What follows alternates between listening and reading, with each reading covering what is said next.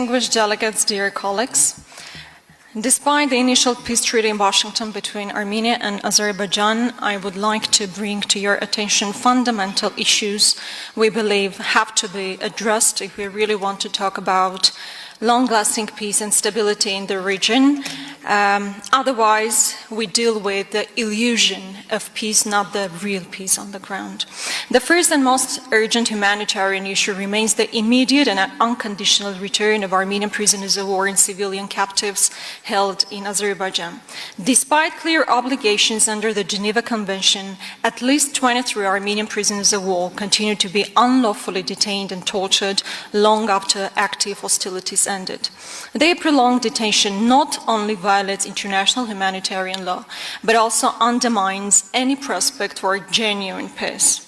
In comparison, for instance, recently in Sharm el-Sheikh, the world's attention and diplomacy have mobilized to demand the release of hostages and prisoners within the framework of Gaza ceasefire agreement. Yet when Armenian soldiers and civilians remain held in violation of the same international norms, unfortunately, the world's response is alarmingly muted.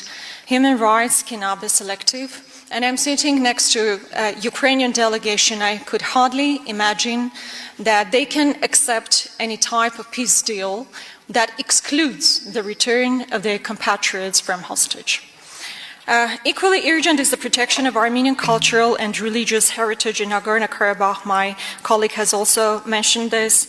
And this is not merely what we see now in the occupied Artsakh territories is the cultural genocide, which is a real attempt to erase history of Armenian presence in the region.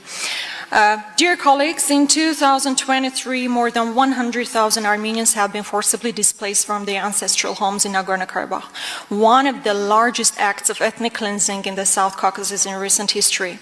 If peace is to have meaning, the right of collective, safe and dignified return of these people has to be respected.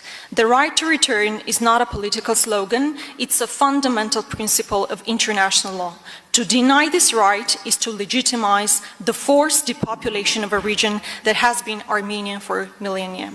Another unsolved issue is the continued presence of Azerbaijani forces inside the sovereign borders of Armenia, including occupation of even graveyards, for instance in my hometown, as well as strategic heights, which is a direct threat to our national security, and the immediate withdrawal of Armenian forces, Azerbaijani forces from Armenian territory has no alternative. Distinguished delegates, true security cannot exist without justice at home. Today we have heard a lot of assessments concerning the backslide of democracy in Georgia, but unfortunately little was spoken, or to be more accurate, no word was uttered concerning non-democratic actions of Armenian government and political persecutions against opposition in Armenia. So I need to tell you the truth.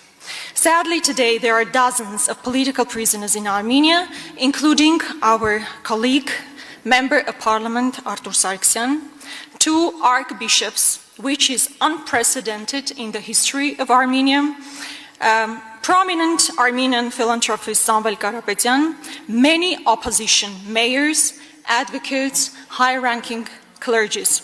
We also witness direct government interference in the judiciary.